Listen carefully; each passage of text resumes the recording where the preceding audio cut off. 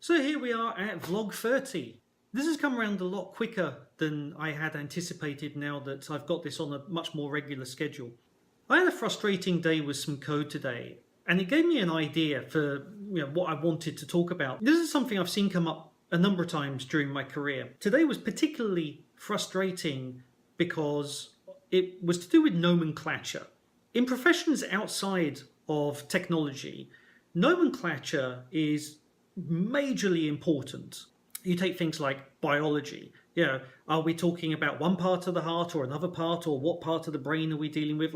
These things matter hugely, and nomenclature is a big part of making sure that mistakes aren't made and that people are very clear about what they're talking about. So I was going through some third-party code that somebody else had written, obviously, and this code, it had to be reworked, and it was talking about properties of certain things. And so you had these things called properties, and these things called property types, and these things called props. And a prop was actually a property type embedded in a property with something else. It was a mess. My head, every time I was trying to work out, am I dealing with the thing describing the thing, or the actual thing's property, or the property type that's describing the property of the thing that, it was just like, what is going on here? My head had a horrible time trying to deal with this, and it's not for the first time. And you end up having to drag in other programmers and things, and we're all trying to work out what precisely are we dealing with? What is the nature of the beast in this hand? What is the nature of the beast in this hand?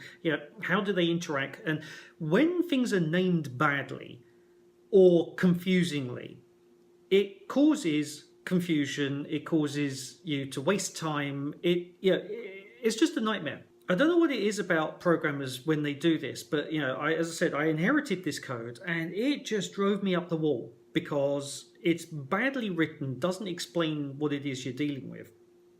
And this can lead to problems later on down the road, which actually reminds me of a funny story. So about 18, 19 years ago, I was debugging some Visual Basic code for somebody, and they had a variable, and in programming, a variable is just basically a label attached to a value. They were holding the time in this variable, but had actually called the variable time, which is also a reserved keyword in Visual Basic, that every time you refer to this thing called time changes, because obviously time is going on. So if I say x equals time, it's going to be the time right now. If I wait a couple of seconds and now say y equals time, even though x and y both went to time, they're going to be different values because I asked for x first and then several seconds later I asked for y, and the values are actually going to be off by several seconds. So nomenclature, this person had called their variable time and it was a reserved keyword, and somehow Visual Basic, it gives you enough rope to hang yourself, and it basically caused a bug that I had to go and find. So today I'm sitting there trying to basically do a similar thing, go through this code and try to work out what are we dealing with. And it got me thinking about the professionalism sometimes that gets put into code. So nomenclature, if we had this type of problem anywhere else, people would find it very, very unprofessional. You sometimes have to wonder with programmers, when things are done, what was going through their head. Many professions have deadlines. Doctors have deadlines, airplane pilots have deadlines, programmers have deadlines. For some reason, outside of programming, those deadlines don't cause you to become unprofessional very often. You don't walk into a doctor's office. You don't say, "Doctor, I have a lack of time here. Can we please, just skip forward a few things? Don't bother washing your hands before you examine me." You wouldn't do that. But a lot of people go to a programmer, "Look, can we just sort of hurry it up a bit here?" And so obviously something breaks because a lot of people can't say no.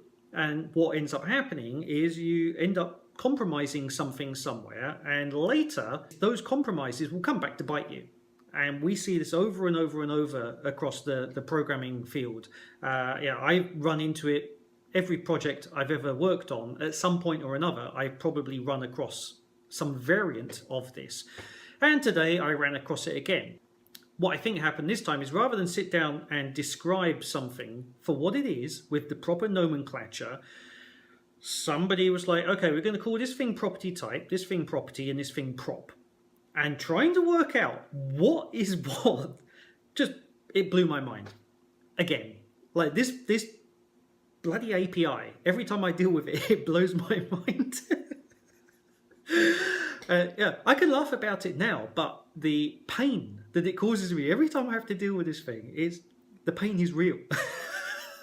So I basically want to say that, these types of problems, they can be avoided, and it really does come down to putting in a little bit of effort. And this problem actually reminds me of something that came up the other day when somebody was talking about being clear.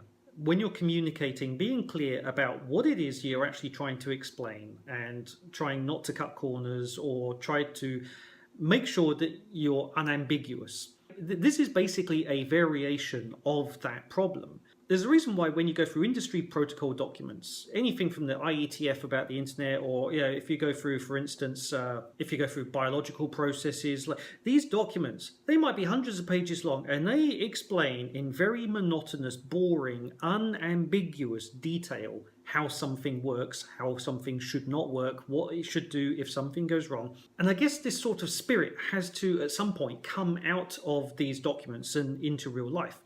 Somebody somewhere, when they're programming something, shouldn't go, well, I don't know what to call this thing. Oh, let's just call it temp for temporary. Or you have an iterator. A classic one is to call any iterator I. So if I've got a program that goes through every car in a car park, well, it'll just go for I equals 0 to however many cars there are in the car park, and every car is then referred to as I. So the first time it's car 0, the next one, car 1, car 2, car 3, and so forth. And, why call it I? Why not call it the index of the car in the car park, or something that, later when you're looking at something called I and something called J and something called K, well, what are they all? Yet, I know that when I look at code on a regular basis, I will run into these values somewhere. And, I guess as an iPhone programmer that's had to deal with Objective-C, which is a programming language, for quite some time, which is known to be very, very verbose. We've got some very, very long function names and methods. And the nomenclature is very, very descriptive. And this is, in some ways a exception to the rule, because even though it's Objective-C and C is known to be fairly terse to start off with, some of these functions, you would have a hard time trying to guess what they actually do by their names. Whereas in Objective-C, we have a lot of these functions that have very, very long names, and variables and constants that are very, very descriptive about what they do. So I'm going to wrap up here saying, if you are a programmer, save yourself a little bit of time later and even save somebody else time later by just putting in 5 seconds of thought now, because I want to rip my brain out, because it's just so frustrating. And when I say frustrating, I'm talking about like I have to go for a walk around the block type frustrating, because trying to work out, is something a property type, or a prop? Like, whoever named it this way just needs to be like beaten over the head with a computer. Before I wrap up with today's bit, I just want to quickly go over what's been going on with the vlog. One of the things I wanted to do with the vlog originally was increase my skill set, both from Final Cut Pro and also just video in general. I wanted to see what I could do with this. So just know that I'm working actively on sound. I'm also working actively on improving color and things. Like, up until last week, I didn't even know what a color scope was or a parade. Like, I'm learning all of this stuff, and hopefully some of this is now coming into play. Just as a quick example here is the raw, and then back to the corrected version that you've just been watching prior to me saying here's the raw, anyway. So I'm still trying to improve my skill sets and try to improve how I'm doing the video side of things, and I'm hoping that it will get better still as time goes on. But practice makes perfect, and that's why I'm doing it like this, trying to keep the frequency up so I keep practicing and hopefully keep getting better at it. Looking forward to the weekend. It's coming up soon, and yep. So that's today's segment done, and speak to you soon. Bye.